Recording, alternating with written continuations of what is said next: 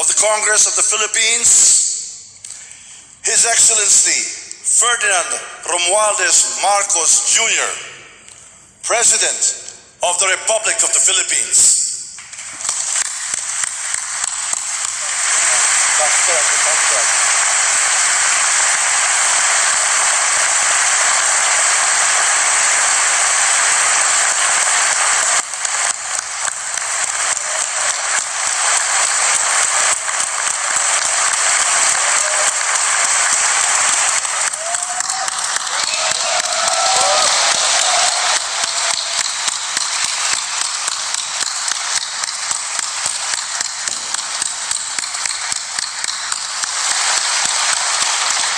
Vice President Sara Zimmerman Duterte, former Presidents Joseph Ejercito Estrada, Gloria Macapagal Arroyo, and Rodrigo Roa Duterte, Senate President Juan Miguel Zubiri, and the honorable members of the Senate, House Speaker Ferdinand Martin Romualdez, and the honorable members of the House of Representatives, Chief Justice Alexander Gesmundo, and the Honorable Justices of the Supreme Court, the Apostolic Nuncio, Most Reverend Charles John Brown, and the esteemed members of the Diplomatic Corps,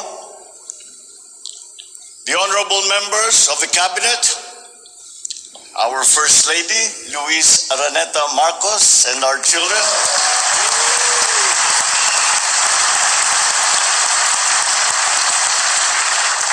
distinguished guests, ang mga minamahal kong mga kababayan, ladies and gentlemen, magandang hapon po sa inyong lahat. Yan guys ha. Sa mga binanggit, wala naman sigurong hindi na-mention doon sa mga binati niya una, no? So,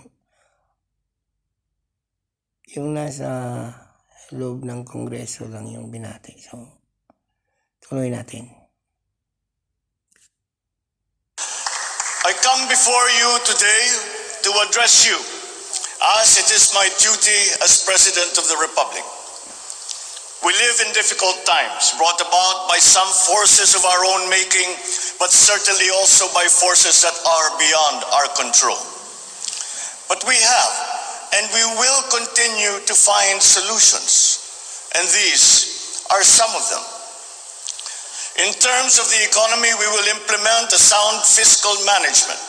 Tax administration reforms will be in place to increase revenue collection. Expenditure priorities will be realigned and spending efficiency will be improved to immediately address the economic scarring arising from the effects of COVID-19 and also to prepare for future shocks. Productivity-enhancing investments will be promoted. Our country must become an investment destination, capitalizing on the corporate recovery and tax incentives for enterprises with the CREATE law and the economic liberalization laws such as the Public Service Act and the Foreign Investments Act. Ecozones will be fully supported to bring in strategic industries such as those engaged in high-tech manufacturing, health and medical care, and all emerging technologies. This is also seen to facilitate economic growth outside of Metro Manila. Our tax system will be adjusted in order to catch up with the rapid developments of the digital economy, including the imposition of value-added tax on digital service providers. The initial revenue impact will be around 11.7 billion pesos in 2023 alone. Tax compliance procedures will be simplified to promote ease of paying taxes.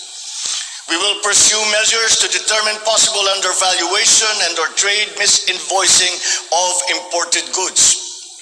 Through information and communications technology, the Bureau of Customs will promote streamlined processes. Disbursements for 2022 to 2023 will be maintained at above 20% of gross domestic product or 4.955 trillion pesos and 5.086 trillion pesos respectively. to ensure continuous implementation of priority programs. Disbursement will further increase over the medium term. Ayan, una pa lang binanggit ninyo yung dito, yung foreign investment. Yun talagang kailangan natin sa bansa. Kasi foreign investment lalakas. Support for the deposed president and Arturo Tolentino, his running mate during the recent presidential campaign. They cheered Tolentino and denounced the new government of President Corazon Aquino. The crowd's feelings for Marcos were clear.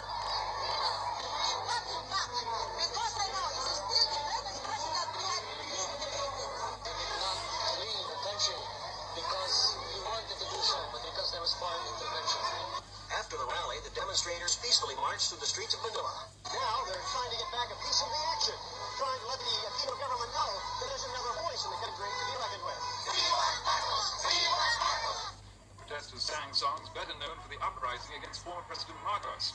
One spokesman said, "There's no future under Mrs. Aquino."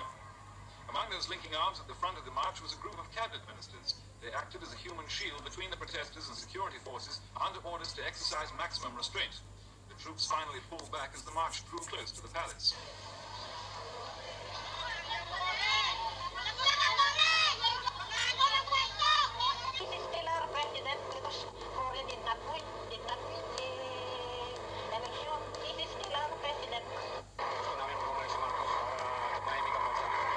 Others took out their emotions on a picture of Corazon Aquino.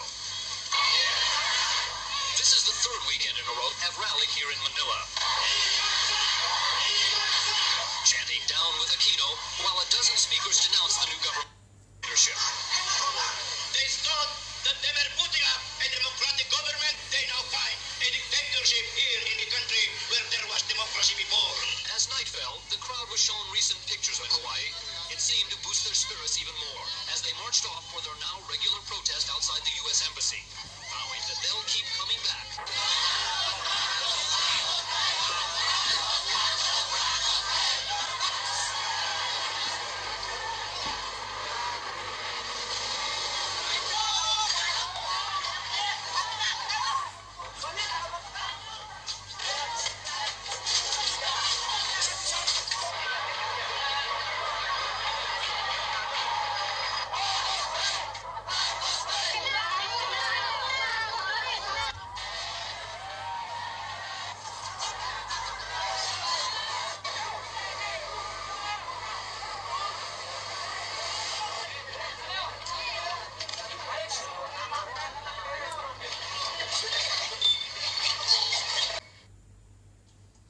Hello mga kabayans, kumusta?